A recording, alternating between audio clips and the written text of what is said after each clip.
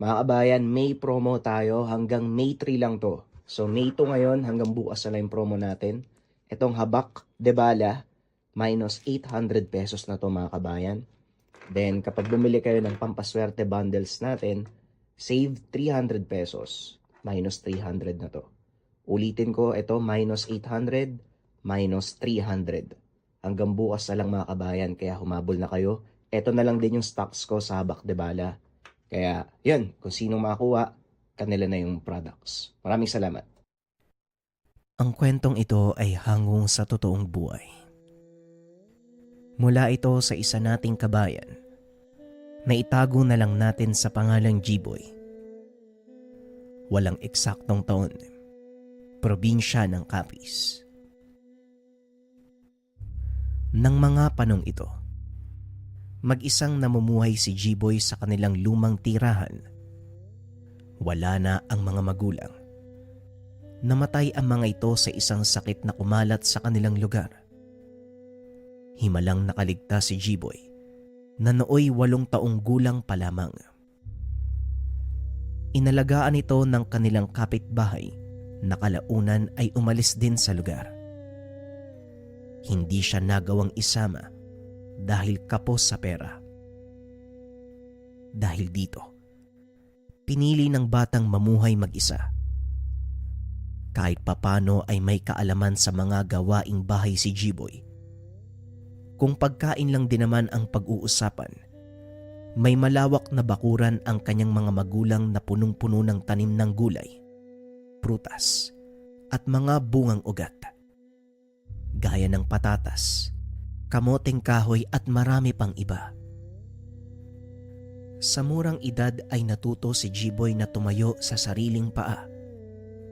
Bagaman hindi nakapag-aral, natuto naman ang paslit sa mga naging karanasan nito sa buhay. Bata pa lamang, ilang beses na itong nabugbog dahil napagkakamalang magnanakaw. Lahat ng uri ng kalupitan ay dinanas na ng bata sa murang edad na naging inspirasyon nito upang matutong bumangon at lumaban sa malupit na daloy ng buhay. Makalipas ang ilang taon, nagpasya ang binatang lisanin ang kanilang baryo at makipagsapalaran sa syudad. Nang mga panong ito ay nasa edad 17 si G-Boy, namasukan sa isang pwesto sa palengke na nagtitinda ng isda.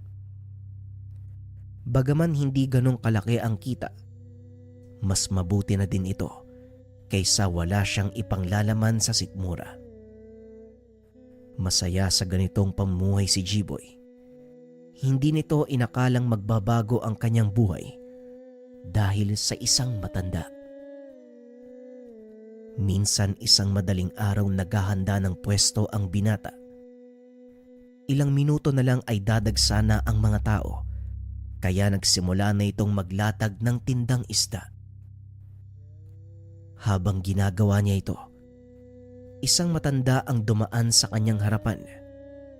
Merong dalang bayong na may lamang mga dahon. Pasipol-sipol pa ito nang biglang matalisod ang matanda. Sumubsob sa isang banyera na punong-puno ng yelo at isda. Dali-daling tumayo si G-Boy. Tinulungang bumangon ang matanda. "Tatang, ayos lang po ba kayo? Kaya niyo po bang tumayo? Eto, magpunas po muna kayo." Wika ng binata. Sabay abot ng maliit na tuwalya sa matanda. Ayos lang naman ako. Salamat iyo ha. Sino ba kasi yung gunggong na naglagay ng banyerang walang laman sa daan? Alam nang madilim Wika ng matanda. Narinig naman ito ng may-ari ng banyera. Kaagad lumapit sa kanilang kinaroroonan. Uy tanda, ayusin mo yung pananalita mo ha. Sinong tinawag mong gunggong? Ikaw tong aanga-anga. Hindi ka tumitingin sa dinadaanan mo. Wika ng lalaking nagngangalang Tomas. Sino ang tinawag kong gonggong? Walang iba kundi ang taong sumagot. Hindi mo pagmamayari itong merkado. Para hayaang nakakalat ng mga banyerang walang laman. Ang tanda mo na, wala ka pa rin pinagkatandaan. Tugon ni Manong Pandan. Lalo namang nag-init ang ulo ni Tomas. Kagad itong dumampot ng kutsilyo at nilapitan ang matanda. Teka, sandali lang po, Manong Tomas. Kayo naman po talaga yung may mali eh. Hindi naman kasi dapat nakakalat yung mga banyera nyo po sa daanan eh. Marami na pong nadidisgrasya sa ginagawa nyo eh. Wika ni G-Boy. Aba, lukong bata to ah. Wala kang galang ah. Tugon nito sabay amba ng saksak sa binata. Kagad naman itong sinalo ni G-Boy. Hinampas ang kamay ni Tomas sa haligi. Dahilan para mabitawan ng kutsilyo. Matapos ay itinulak ito ng binata palayo. Sa respeto lang po, Manong Tomas. Nare-respeto ko po kayo. Pero kayo po mismo yung gumagawa ng paraan para mawala yun eh. Wika ng binata. Sabay akay sa matanda. Aba, ayos ah. Pinahanga mo ko. Mabilis sa mga mata mo. At napakatapang. Pwede ko bang malaman kung anong pangalan mo? Tanong ni Manong Pandan. G-Boy po ang pangalan ko, Manong. Wala po yun. Matapang lang po ako kapag alam kong nasa tama. Ayos lang po ba kayo? Wala po bang masakit sa inyo? Tanong ni G-Boy. Sa palagay ko wala naman. Nga pala, tawagin mo kong Manong Pandan. O sige, mauuna na ako ha. At may pupuntahan pa akong pasyente. Sana magkita pa tayo uli. Wika ng matanda. Matapos ay kagad na itong nagpaalam. Pinagmamasdan ito ni G-Boy nang biglang kalabitin ng isa sa mga tindero ng isda. G-Boy, hindi ba dala to ng matanda kanina? Wika ng tenderong si Wendell. Ay oo nga no. Amin na yan, Wendell. Ihahabol ko muna sa kanya. Baka importante yan eh. Ikaw na muna yung bala sa pwesto ah. Tugon ni G-Boy. Dali-daling hinablot ang bayong. Tumakbo papunta sa direksyong tinahak ng matanda. Sa kasamaang palad ay hindi niya ito nakita. Hala, saan kaya pumunta yun? Ang bilis namang maglakad nun.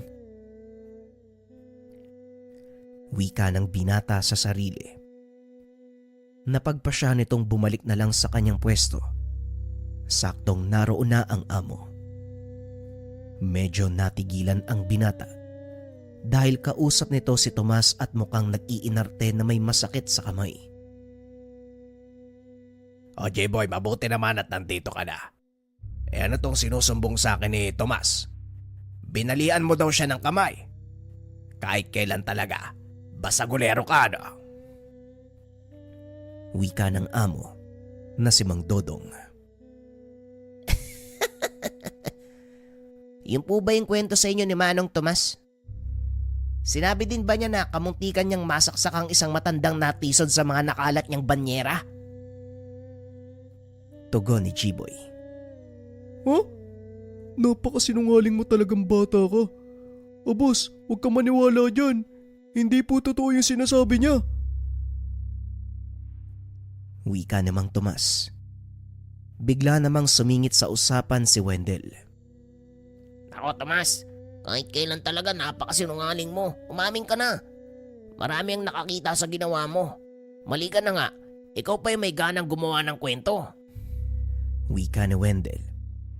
Napailing na lang si Mang Dodong dahil ilang beses nang inireklamo si Tomas ng ibang tendero. Napakaburara nito sa kanyang mga banyera. Ay nako Tomas, palagi ko na lang napapagalitan na makasama mo dito.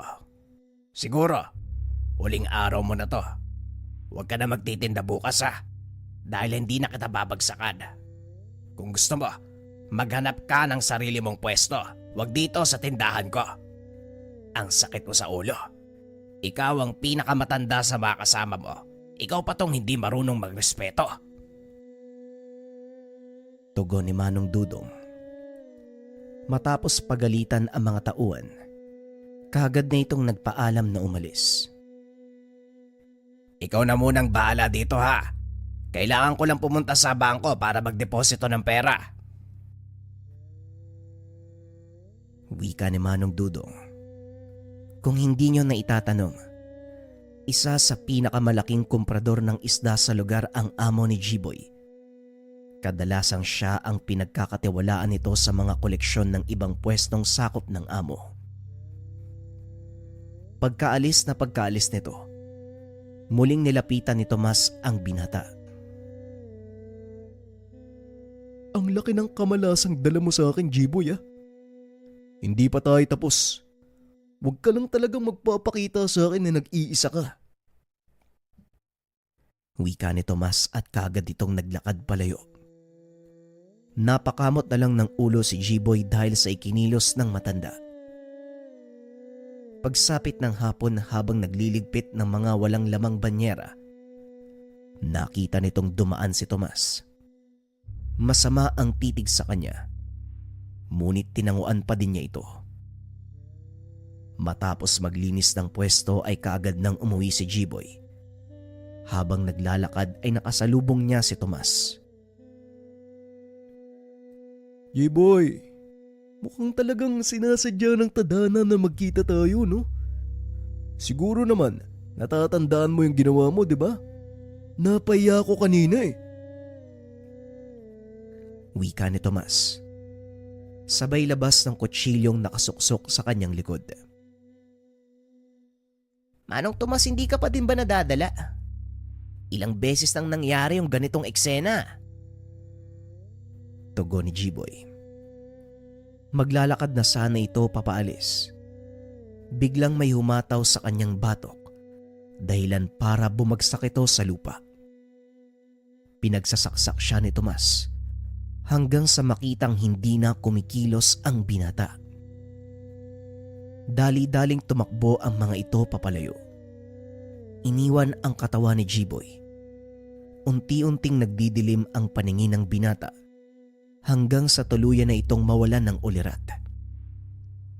Sa loob ng ilang minuto, nagbalik kay Jiboy ang mga alaala ng mga magulang. Narinig niya ang boses ng mga ito. Tinatawag ang kanyang pangalan. Matapos ay tuluyan ng nagdilim ang paligid. Ngunit ilang sandali lang ay nakarinig ng tilaok ng manok ang binata. Naramdaman din ito ang sakit sa lahat ng parte ng katawan. Isang pamilyar na boses ang narinig niyang magsalita. Huwag ka munang kikilos. Sariwa pa ang mga sugat mo. Mamaya bumuka ang mga yan. Unti-unti niya pang idinilat ang mga mata. Nakita ang muka ng taong nagsasalita. Manong Pandan? Kayo po pala yan. Papanong? Hindi na naituloy ng binata ang sasabihin dahil biglang sumakit ang tagiliran nito. Sabing wag mo nang kikilos eh. Maluba ang tama mo sa tagiliran. Kinakailangan kong tayiin ang sugat. Mabuti na lang at hindi natamaan ng atay mo, pati na rin ang mga bituka. Ilang araw lang gagaling na yan, kaya tiisin mo muna. Huwag kang mag-alala, ligtas ka dito sa muntikong kubo. Muling wika ng matanda. Nagpaalam itong lalabas ng kwarto upang ikuha ng makakain ng binata. Pagbalik nito, isang mangkok ng mainit na lugaw ang dala ni Manong Pandan. Maraming salamat po, Manong ah. Paano niyo po ako natagpuan? At saka bakit niyo po ako tinulungan? Tanong ni Jiboy. Inalalayan naman ito ng matanda para makaupo Habang sinusubuan, pinaliwanag ng matanda kung paanong nakarating ang binata sa kanyang tahanan. Una sa lahat, isa akong manggagamot at kailangan kong tulungan ang mga taong nangangailangan. Ikalawa, tinulungan mo din ako kaya patas na tayo. O siya, kumain ka pa. Kailangan mong magpalakas. Nga pala, inumin mo ang gamot na yan mula sa pinakuloang ugat ng mga halamang gamot. Makakaramdam ka ng bagyang panghihina. Huwag mong panlabanan. Kailangan mong makatulog para mabilis gumaling ang mga sugat mo. Tugon ni Manong Pandan. Matapos kumain, ininom ni G-Boy ang gamot na ibinigay ng matanda. Kaagad naman itong nakaramdam ng pagkaantok. Kalaunan ay nakatulog. Nanatili sa ganong kalagayan ng binata. Sa loob ng ilang linggo ay tuluyan itong gumaling. Laking pasasalamat ni G-Boy dahil hindi siya pinabayaan ni Manong Pandan. Mabuti naman at maayos na ang pakiramdam mo. Hindi ba masakit ang mga sugat mo? Tanong ni Manong Pandan. Hindi naman po gaano. Salamat nga pala, Manong.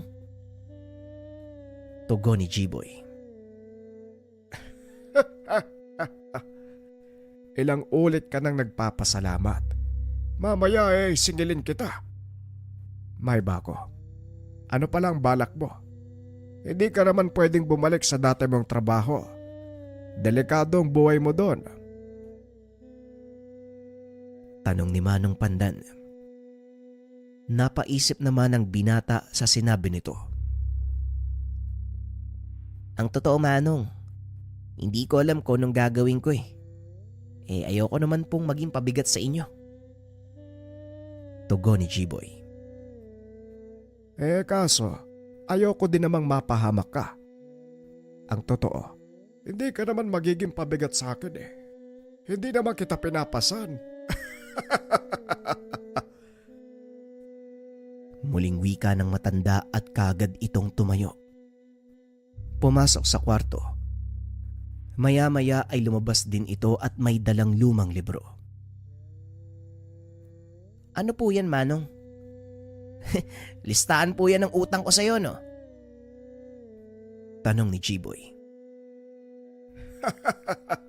Sabihin na lang natin na parang gano'n na nga. Gusto mong makatulong, hindi ba? Pues, pag-aralan mo ang nilalaman ng lumang librong ito. Pamamaraan sa panggagamot ang mga nakasulat dyan.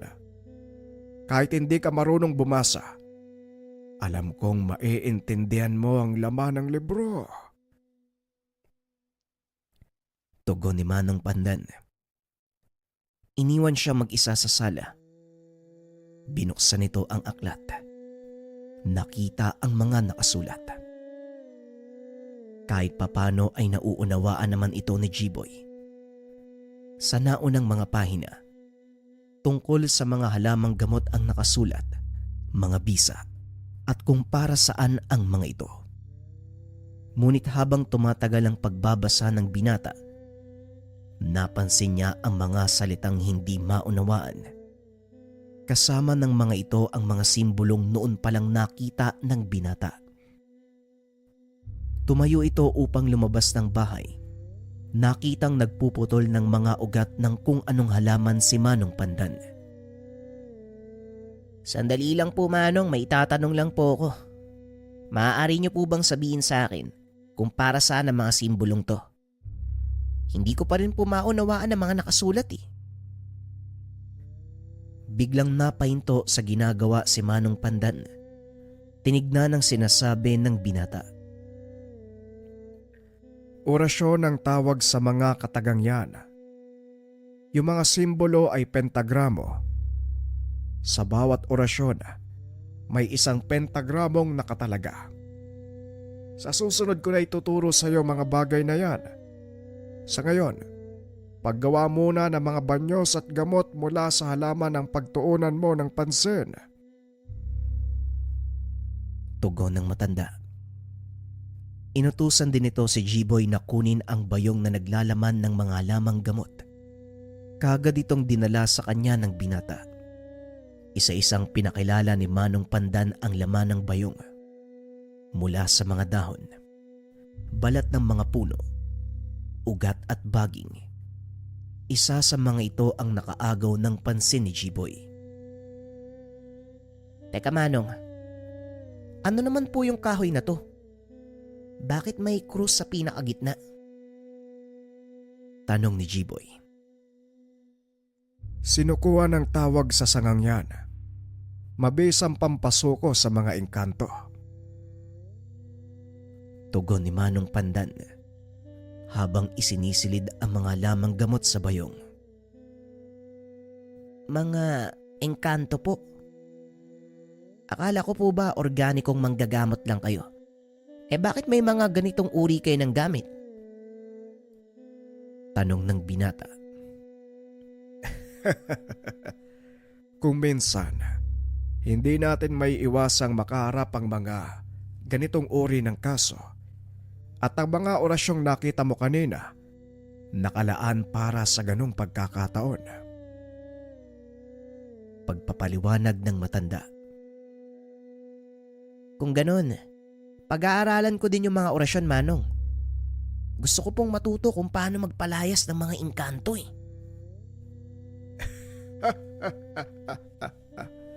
Huwag kang mag-alala. Darating tayo dyan. Sa ngayon, pagtuunan mo ng pansin ang paggawa ng panghaplas na langis. Nakikita mo ba yung mga nyog na yon? Kayurin mo. Kunin mo ang gata. Nang hindi hinahaluan ng tubig ha. Kapag nagawa mo na, sabihan mo ko. Ituturo ko naman sa iyo kung paano itong lulutuin. Tumatangulang si Jiboy sa sinasabi ng matanda. At habang inaantay matapos ang binata, natulog ito sandali. Ngunit ilang sandali lang, ginising ang matanda ng napakabangong amoy ng pinaghalong halamang gamot at langis ng nyog. Dali-dali itong lumabas. Nakitang naghahalo sa harap ng abuhan ang binata habang hawak-hawak ang librong ibinigay. Mukhang may hindi marunong sumunod sa utos dito ah. Wika ng matanda. Nagulat si Jiboy, kaya naibuhos nito ang napakaraming pulbos ng makabuhay sa pinapakulo ang langis. Dahilan para lumikha ito ng makapal na usok at bumalot sa buong bahay. Nasuka ang dalawa dahil wala silang ibang malasahan sa hangin kung hindi ang pait. Ano ba naman yan oh? Manong Pandan naman, ginulat nyo kasi ko eh. Yan tuloy. Nasira yung ginagawa kong panghaplas. Wika ni Jiboy. Ang pait. Ay pasensya na. Hindi ko na malayang nagtitimpla ka pala. Pero hindi na masama ang ginawa mo ha. Sa katunayan, nakagawa ka ng isa pang uri ng lana. Kung nakagawa ko ng isa pang uri ng lana, bakit niyo po ako pinagtatawanan? Tanong ni Jiboy. Hindi mapigilan ng matanda ang sarili sa pagtawa hanggang sa umabot sa punto na mapaluhod pa ito. Ay nako. Ay, alam mo ba kung para saan ang ginawa mong lana? Hindi nga po, Manong. Bakit po ba kayo tawa ng tawa? Aray ko. Ang sakit ng tiyan ko. Yung rayuma ko ba? Ay pasensya na pero seryoso. Nakagawa ka ng lanang pangontra sa aswang.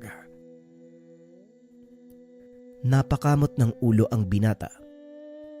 Akmang itatapon sana ang ginawang lana. Kagad siyang pinigilan ni Manong Pandan.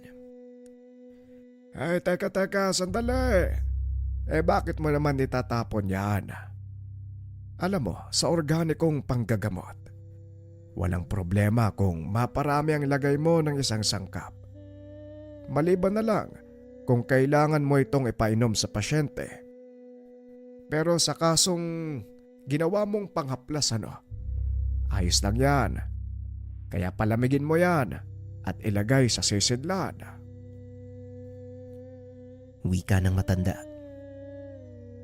Kagad siyang naglakad palabas ng tahanan habang tumatawa ng malakas. Sa paglipas ng panahon, naging mahusay din ang binata sa panghihilot. Ang una nitong naging pasyente, isang dalagang iniinda ang kanang binti. Kasalukuyang naglilinis ng tahanan itong si Jiboy nang dumating ang mga pasyente. 2 kababaihan. Ang isa ay iika-ikang maglakad. Kagad tinanong ng binata kung ano ang problema. Nang masabi ang kanilang sadya, tinawag ng binata si Manong Pandan na nooy nakaiga sa kanyang kwarto. Manong, may pasyente po. Magpapahilot yata. Sandali lang kamo ha. Medyo masakit ang ulo ko Susunod na ako. Tugon ng matanda. Kagad namang lumabas si Jiboy. Kinausap ang mga panauhin. Lingid sa kaalaman nito, nakasilip pala sa siwang ng pintuan itong si Manong Pandan. Habang nag-uusap ang tatlo, biglang tinawag ng matanda si Jiboy. Hindi na nito binuksan ang pintuan. Pinakinggan na lang mula sa labas ang sasabihin ni Manong Pandan. Hey J-Boy, hindi ko kayang bumangon. Masakit ang ulo ko. Maaari bang ikaw na maghilot sa pasyente? Wika ni Manong Pandan. Pero Manong, hindi ko pa gaanong gamay ang panghihilot. Ikaw pa lang ang naging pasyente ko kaya hindi po ako sigurado kung magagawa ko ng tama. Tugon ni Jiboy. Ngunit naging mapilit ang matanda. Kaya nga nasabi ko na kaya mo na Dahil ako mismo ang nakasubok. Sige na, wala kang dapat ikatakot. Pero, kasi Manong, bahala na nga. Tugon ng binata. Lumapit ito sa istante kung saan nakalagay ang mga panghaplas. Bagya pa itong nataranta dahil sa pinakauna niyang pasyente ay isang dalaga. Ano po kasi, hindi po makakadalo si Manong Pandan, masakit daw po yung ulo. Kaya ako na lang po yung manghihilot sa anak nyo. Wika ng binata habang hinihimas ang batok. Nagkatingin na naman ang mag-ina. Kitang-kita ni Jiboy ang pag-aalinlangan sa mga ito.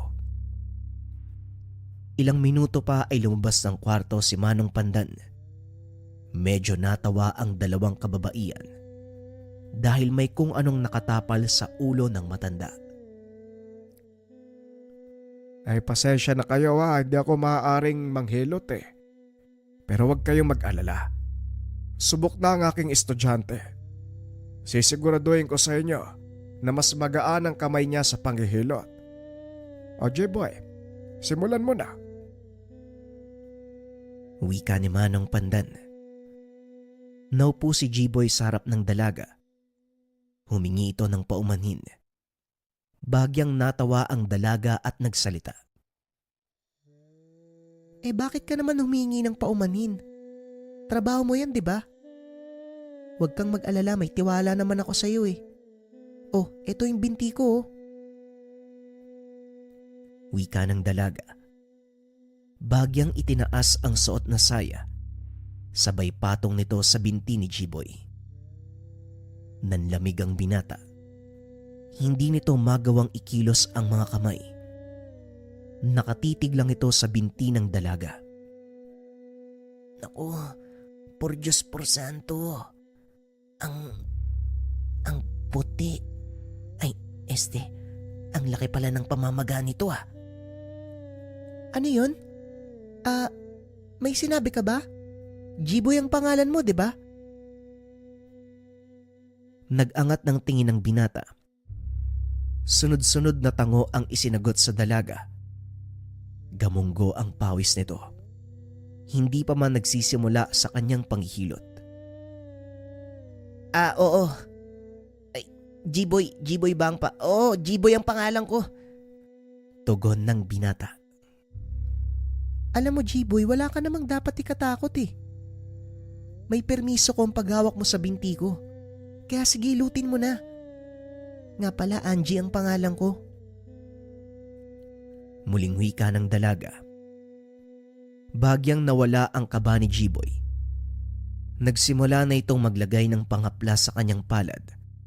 Marami itong idinampi sa binti ng dalaga. Oh, bakit ang lamig ng palad mo? Ano bang nangyayari sa'yo? Pangaasar ni Angie. Pwede bang tumahimik ka na lang? Nakakaya eh. Ay nako, bahala na nga. Tugon ng binata. Sabay haplos ng kamay nito sa binti ng dalaga. Hindi niya namalayang hinihilot niya na ito. Habang tumatagal, tila nagagamay na ng binata ang ginagawa. Hanggang sa tuluyan silang matapos. Huwag mo munang babasain ha. Pwede kasing mamagayan eh. Mga 2 araw lang. Pwede na. Mabuti na lang hindi nabali o nabasag yung buto mo sa binti. Teka, ano bang nangyari dyan? Tanong ni G-Boy. Nangunguha kasi kami ng bayabas. Habang aliw na aliw ako sa pag-abot ng mga sanga, hindi ko napansin na umakyat na pala sa puno ang mga pinsan ko. Nang lumingon ako sa likod, ayun. Sinungay ako ng kalabaw eh. Dito mismo sa binti ko tumama yung ulo niya. Tugon ng dalaga. Ay nako, masakit nga yan. Pero wala ka nang dapat alalahanin. Naipit na ugat lang yan. At saka nabugbog na laman ang dahilan ng pamamaga. Bukas wala na yan. Wika ni G-Boy. Matapos ay nagpaalam na ang mga itong umuwi. Nakatayo sa pinto si G-Boy at Manong Pandan habang pinagmamasdan ang mag-inang naglalakad palayo. Nang biglang inamoy ng matanda ang kamay ng binata. Uy, Manong Pandan, ano bang ginagawa nyo? Nakakatakot naman kayo oh. Wala naman. Inaamoy ko lang kung tama ang sangkap na ginamit mo pang banyos. Napakaswerte mo ha. Ang ganda ng una mong pasyente. Tugon ni Manong Pandan. Napangiti na lang si G-Boy. Walang kaalam-alam ang binata. Ito na pala ang magiging daan upang makilala ang kanyang kausayan. Kinabukasan naghahanda na ng mga kagamitan ng binata dahil pupunta sila sa tahanan ng isang pasyente nang biglang magdagsaan ang napakaraming kabataan. Napadungaw sa bintana si Manong Pandan. Napagtantong mga estudyante ito sa malapit na universidad sa kanilang bayan. Isa sa mga ito ay si Angie. Manong, mukhang may mga pasyente tayo ah. Wika ng binata. Dire-diretsyong pumasok si Angie. Nakangiti nitong hinawakan sa kamay si G-Boy. G-Boy, mga kasamaan ko sila sa larong volleyball. Ang ilan sa kanila may pinsala sa binti at balikat eh. Malapit na ang laro at hindi sila pwedeng lumaban sa ganyang kondisyon. Pwede mo ba silang tulungan? Wika ni Angie. Hindi naman na nagawang tumanggi ng binata. Maging si Manong Pandan ay nakisali na din sa gamutan. Gabi na nang matapos sila dahil mahigit 15 katao ang hinilot ng dalawa. Laking pasasalamat ng mga ito dahil nabawasan ang nararamdaman nilang pananakit ng katawan. Salamat talaga G-Boy ah. O paano mauuna na ako? Nauna nang umalis sa mga kaibigan ko eh. Mukhang mag-isa na lang akong uuwi. Ay, J-Boy, ihatid mo yung bago mong kaibigan. Kaibigan, madilim na. Mamaya matisod na naman yan tapos babalian. Di hilutin mo uli yan. Tugon ni Manong Pandan. Manong, puro talaga kayo kalokohan eh. Hatid na kita sa inyo Angie. Sandali lang, kukuha ako ng pang-ilaw. Wika ng binata. Habang naglalakad, nag-uusap ang dalawa tungkol sa mga bagay-bagay. Naging bukas si G-Boy sa kanyang buhay at ganon din si Angie. Hindi na malayan ng mga ito na unti-unti na silang nagkakapalagayan ng loob. O paano? Nandito na ako sa inyo Uwi na din ako. Walang kasama si Manong Pandan sa bahay Alam mo naman yung matanda. Mamaya, kunong maihalo nun sa panghaplas sa ginagawa niya. Wika ni G-Boy. O sige G-Boy. Alam mo nakakatuwa kayong dalawa. Sige na, baka gabihin ka sa daan. Tugon ng dalaga. Hindi mabura ang ngiti sa mukha ng binata. Habang nasa kalagitnaan ng paglalakad, napansin nito ang mag-asawang nakasakay sa kabayo. Nagmamadali ang mga ito. Napansin ni G-Boy na may kasamang walang malay na bata ang mga ito. Dali-dali niyang sinundan at hindi nga nagkamali ang binata dahil si Manong Pandan nga ang sadya nila. Pagpasok ng tahanan, kausap na ng matanda ang mag-asawa habang tinitignan ang pulso ng paslit. Magsabi kayo ng totoo. Ano ang nangyari sa kanya? Tanong ni Manong Pandan. Hindi po namin alam, Manong. Nagulat na lang kami mag-asawa dahil bigla siyang hinimatay. Tugon ng lalaki. Iba ang sinasabi ng mga mata mo sa lumalabas sa bibig mo.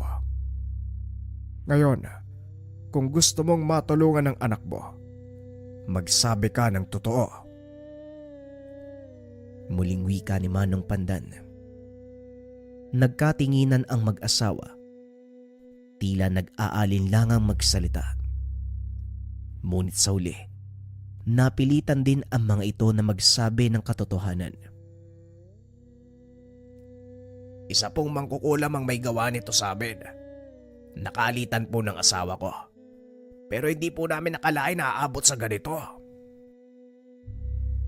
Nanlaki ang mga mata ni G-Boy nang marinig ang sinabi ng lalaki. Pero ang ipinagtataka nito, bakit kay Manong Pandan dinala ang bata? Biglang nagbalik sa ulirat si G-Boy. Binato siya ni Manong Pandan ng tsinelas at tinamaan sa muka. Aray ko naman. Ano ba yan, Manong? Sa dami-dami ng pwede mong ibato, yan pantsingelas. Nakatulala ka sa kawalan Kanina pa kita kinakausap. Ang sabi ko, kunin mo yung libreta ko dun sa altar. Dali-daling pumasok ng bahay ang binata. Kinuha ang libreta ng matanda. Manong, bakit po sa inyo dinala yung bata? Ay nako, sasagutin ko pa ba yung tanong mo? Diyos ko naman G-Boy. Syempre dito dadalhin. Isa akong manggagamot Kaya manood ka. Dahil hindi malayong ikaw ang sumalo ng mga ganitong gawain. Tugon ni Manong Pandan. Kumuha ito ng mga langis sa isang tokador. Kakaiba ang kulay ng mga ito. Nang buksan ng matanda ang isa sa mga bote, biglang kumilos ang batang pasyente. Manong, ano pong nangyayari sa bata? Tanong ni G-Boy. Ito ang tatandaan mo, G-Boy. Sa oras sa sumagot ang katawan ng pasyente, nangangahulugan na konektado sa kanya ang kaluluwa ng mangkukulam.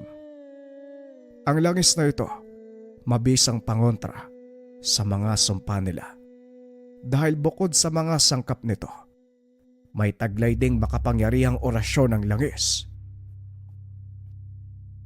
Tugon ni Manong Pandan habang ipinapahid ang langis sa noo at braso ng bata.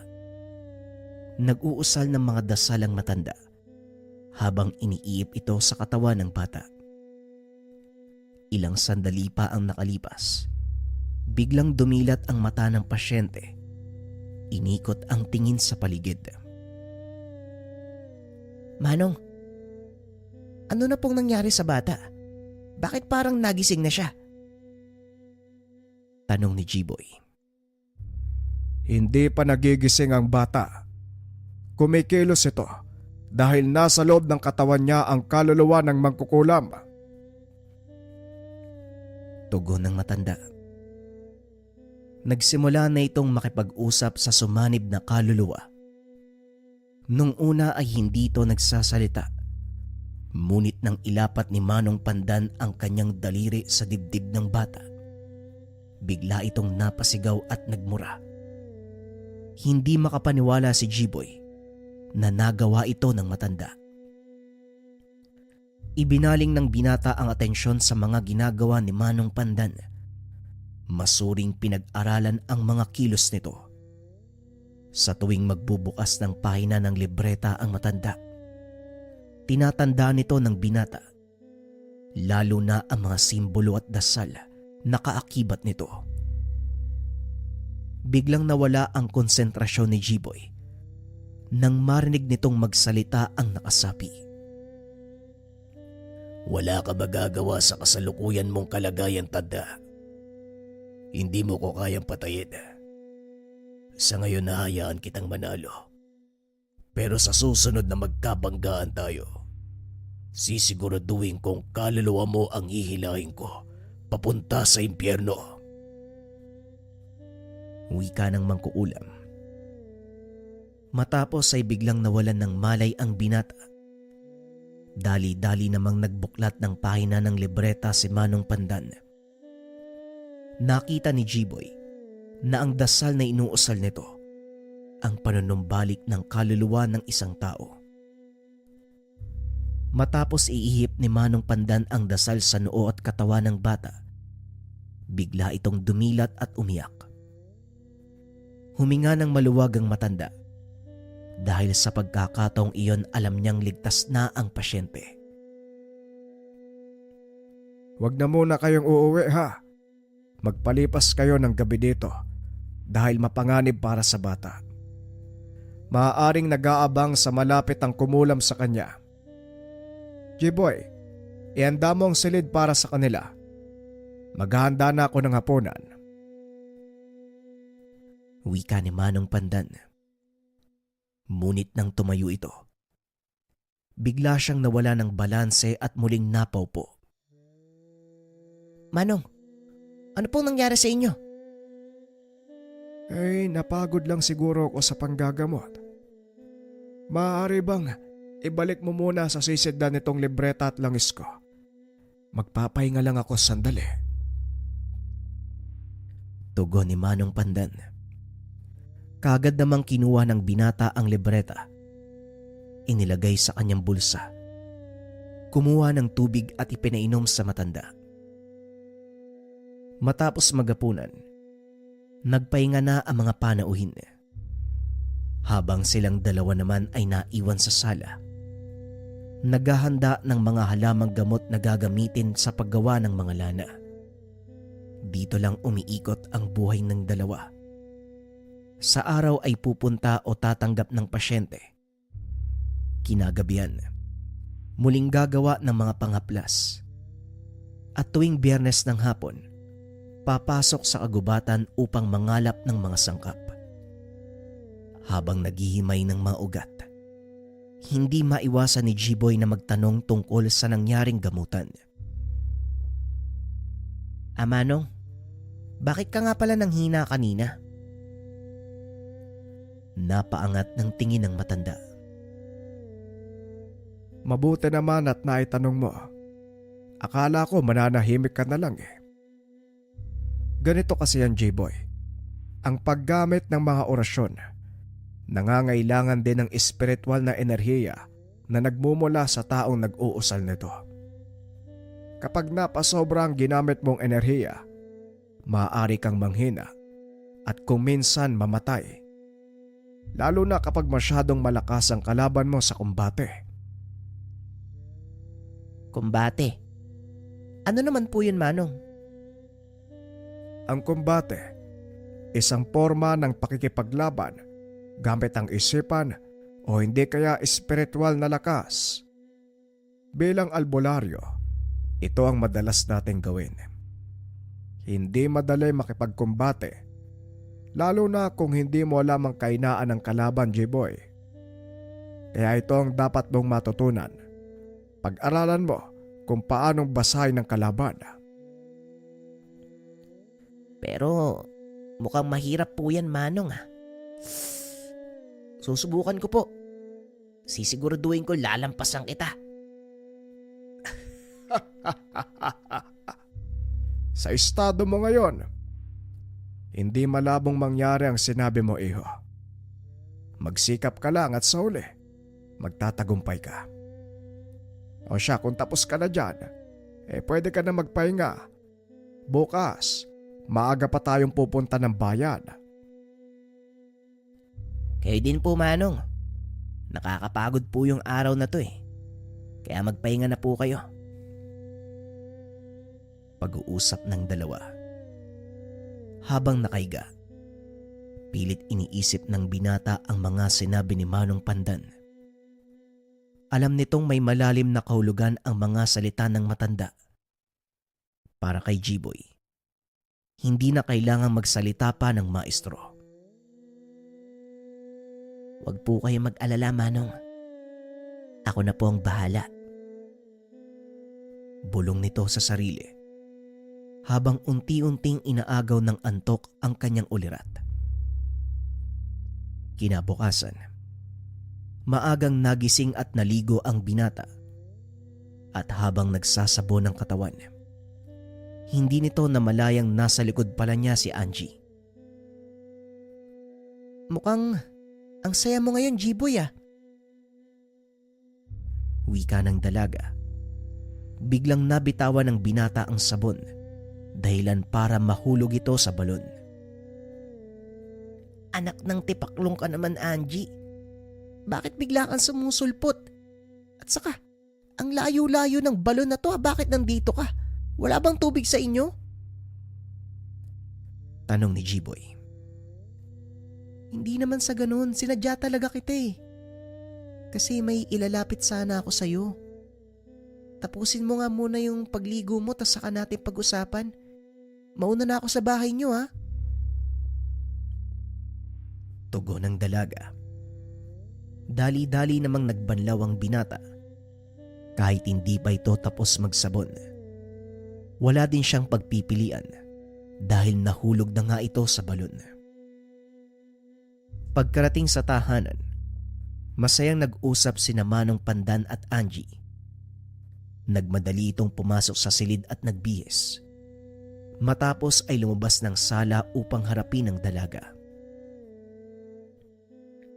Ibang klase talaga yung karisma mo, Jipoy. Ikaw na ang dinadayo ng mga dalaga. O siya, maiwan ko na kayo ha. Nga pala, ako na lang ang pupunta doon sa pasyente. Asikasuhin mo muna ang bisita mo. Wika ng matanda at kagad na itong umalis. Oh, saan pupunta yun? Tanong ni Angie. Sa bayan. May pasyente kasing nagpatawag sa kanya eh. Nga pala, ano nga yung sinasabi mo sa akin kanina? Tungkol sa kaibigan ko. Sa palagay kasi ng mga magulang niya, ginayuma daw siya ng nobyo eh. Ibang-iba daw yung kilos. Kahit sa amin, hindi na nakikinig. Pwede mo ba siyang tignan? Nako, mahirap yan. Sa totoo lang, Angie, wala pa akong gaanong kasanayan sa ganyang uri ng gambala. Pero, paano ba? O sige, Susubukan ko. Saan ba nakatira yung kaibigan mo? Medyo malayo kasi dito yung bahay niya eh. Kung ayos lang sa'yo, papapuntay na lang namin. Kasama ang mga magulang niya. O sige, mas mabuti nga yung ganun. Mag-aantay na lang ako dito. Pag-uusap ng dalawa. Kagad na ding umalis si Angie. Ginamit ni G-Boy ang pagkakataong iyon upang maghanap ng posibleng solusyon sa problema ng kaibigan. Nagalungkot ito sa mga nakatagong libro ni Manong Pandan. Tila sinadya naman ng matanda na hindi ikandado ang tokador kung saan nakalagay ang mga ito. Naganap ng mga kasulatan ng binata hanggang sa madako ang tingin nito sa isang aklat tungkol sa kulam, barang, gayuma at kung ano-ano pa. Nakasaad din sa maliit na aklat na yun ang karaniwang pangontra sa gayuma. Maging ang mga sangkap na maaaring gamitin nakatala din doon sa libro. Dali-daling tinipon ng binata ang mga ito. Inilagay sa iisang lalagyan. Pinag-aralan nitong mabuti ang pamamaraan kung paanong malalaman na ginagayuma ang isang tao. Tinandaan lahat ni G-Boy ang mga nakatala doon. At kahit ito ang unang beses niyang gagamot ng gayuma, panatag ang binatang magagawa niya ito sa tulong ng mga aklat na iniwan ni Manong Pandan. Ilang sandali pa ay dumating na sina Angie kasama ang kaibigan nito at mga magulang. Unang kinausap ng binata ang mga nakakatanda upang malaman ang mga nangyari sa dalaga. Kung ano ito noon at kung ano ito ngayon. Matapos ay kinausap nito ng kasywal ang kaibigan ni Angie na itago na lang natin sa pangalang Rowena. Pinagbatayan ng binata ang pamamaraan ng pananalita nito na pag-alamang totoo ang hinala ng mga magulang. Pinaliwanag din ni Angie na may dayuhang nagkagusto kay Rowena, ngunit hindi ito napusuan ng dalaga. Ito ang pinaghihinalaan nilang may pakana ng gayuma. Pasimpleng kinausap ni G-Boy si Angie dahil maaaring maging maselan ang gagawin nilang panggagamot. Pwede mo ba akong samahan mamaya kapag nagsimula na ako? Hindi kasi pwedeng dalawa lang kami. Ang ritual na gagawin ko, nangangailangan ng paglilinis ng katawan ng kaibigan mo. Ang ibig sabihin nun, kailangan niyang tanggalin ng suot niyang damit at ikaw ang magiging mga mata ko. Wika ni G-Boy. O sige. Walang problema, G-Boy. Tugon ng dalaga. Kagad nang sinimula ni G-Boy ang ritual. Nagpausok ito ng insenso na hinaluan ng mga halamang gamot. At saka pinapasok sa silid ang kaibigan ni Angie. Kumuha ng panyo ang binata at piniringan ang mga mata. Huwag mong lalanghapin ang usok na magmumula dyan sa maliit na palayok na yan dahil pwede kang mawalan ng malay. Kailangang hindi malaman ni Rowena ang gagamitin natin sa kanya nang sa ganon, hindi rin makarating sa gumagayuma ang ginagawa nating pangkalas. Sige G-Boy. Malaki naman yung tiwala ko sa iyo eh. Alam kong matutulungan mo kami. Pag-uusap ng dalawa. Nakaupo lang si Rowena sa higaan. Ilang sandali pa ay nawalan ito ng malay. Kagad nang sinimula ng binata ang ritual ng paglilinis. Pinili nitong wag nang tanggalin ang kasuotan ng dalaga. Ganun pa man, nanatiling nakatakip ang kanyang mga mata. Sa tulong ni Angie, nagpatak ng mga langis ang binata sa ginawang pausok. Humalimuyak ang napakabangong sangyo ng kung anong halamang gamot. Ilang minuto pa ang nakalipas ay napasigaw si Angie, dahilan para matanggal ang piring ni G-Boy. Nanlaki ang mga mata ng binata dahil may mga insektong lumabas sa bunganga ni Rowena. Anak ng, hindi to gayuma, Angie. Binabarang ang kaibigan mo. Naloko na. Paano to ngayon? Wala pa naman akong alam sa barang. Wika ni G-Boy. Ngunit napangiti ito nang pumasok sa kwarto si Manong Pandan. O anong nangyayari sa'yo? Bakit natataranta ka? Tama naman ang ginagawa mo ah. O sige, tuloy mo. Wika ng matanda habang tinitignan ang mga gamit na inilabas ni G-Boy. Tumatango ito habang kampanting naupo sa paanan ng pasyente. Nakatitig lang sa kanya si G-Boy na tila nag-aantay ng susunod na sasabihin. Ano pang inaantay mo? Pasko! Ano na yung susunod mong gagawin ako, J-Boy? Wala itong pinagkaiba sa kulam. Yun nga lang, mas malakas ang sumpa na pumasok sa katawan ng pasyente. Natatandaan mo ba ang ginawa ko? Muling wika ng matanda. Naalala ni G-Boy ang librong ginamit ni Manong Pandan. Kagad niya itong kinuha at binuksan. Sabay kuha ng langis. Ipinahid ito sa noo at dibdib ng pasyente.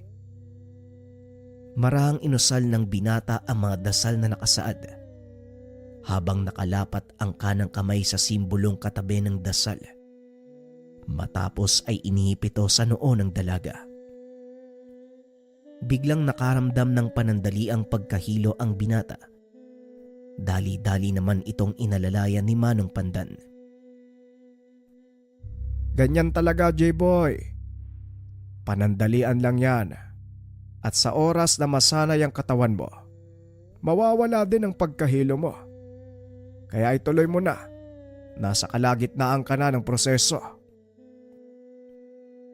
Wika ng matanda. Tumango si G-Boy. Inilipat ang pahina ng libreta. Sa pagkakataong iyon, dasal panghuli sa mangbabarang ang inusal ng binata. Nang iihip ito muli sa katawan ng dalaga, bigla itong napaangat at dumilat. Sino ang naglakas loob na ikulong ako sa katawang ito? Magsalita kayo. Hindi niya tayo nakikita, iho. Kaya wala kang dapat ipag-alala. Huwag kang makikipag-usap sa akin dahil tanging ikaw lang ang maririnig niya. Wika ng matanda. Muling ibinaling ni G-Boy ang atensyon sa pasyente at nagsimulang magtanong. Anong ginawa mo sa dalagang to? Magsalita ka. Sa tono ng pagsasalita mo, baguhan ka. Nasaan ang magaling mong maestro? Nagulat ang binata dahil alam nitong nasa loob ng kwarto si Manong Pandan. Huwag kang makikinig sa kanya, J-Boy. Nililin lang ka ng mambabarang na yan. Tuso sila. At kapag nagpadala ka sa pambubuyo ng mga yan, ikaw ang talo. Muling wika ni Manong Pandan. Muling bumalik sa pagtatanong ang binata. Ako yung nagtatanong eh. Bibigyan kita ng isa pang pagkakataon ah. Sagutin mo yung tanong ko. Anong ginawa mo sa babaeng to? Wika ni G-Boy. Ngunit tanging malakas na tawa lang ang isinagot sa kanya ng nakasapi. Ramdam ko ang takot na nananalaytay sa kaugatan mo. Bakit mo ito ginagawa? Pwede ka namang hindi makialam. Wika ng nakasanib. Tahimik lang si Manong Pandan. Pinakikiramdaman ang susunod na gagawin ng mag-aaral. Samantalang si G-Boy naman, patuloy na nagbubuklat ng mga pahina ng hawak na libreta. Ay nako, pasensya ka na. Nakalimutan kong iwan to sa'yo. Eto, saluin mo. Wika ng matanda. Sabay hagis ng itim na bagay kay G-Boy. Napangiti ang binata. dahil minsan niya itong nakitang ginamit ng matanda. Inilapag ng binata ang libreta. Hinawakan ang kamay ng pasyente. Sabay dikit ng itim na bagay dito. Biglang sumigaw ang pasyente, dahilan para mapilitang pumasok sa kwarto ang mga magulang nito. Walang gagawa ng anumang ingay. Manood lang kayo at alam ng estudyante ko ang ginagawa niya. Jiboy, alam mo nga ba? Hindi na sumagot ang binata.